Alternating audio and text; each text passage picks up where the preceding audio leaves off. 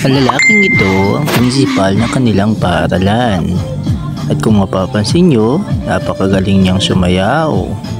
Siya ang nagtuturo sa mga estudyante sa kanilang paaralan, ngunit marami ang hindi nakakaalam kung bakit niya ito ginagawa.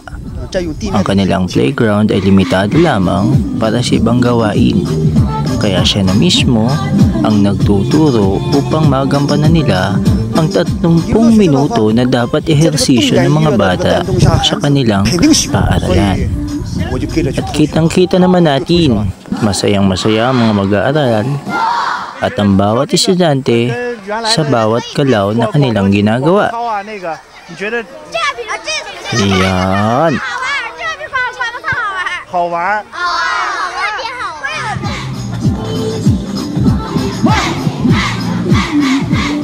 Talagang hataw na hataw ang mga bata, pati ang mga guro sa kanilang ginagawa.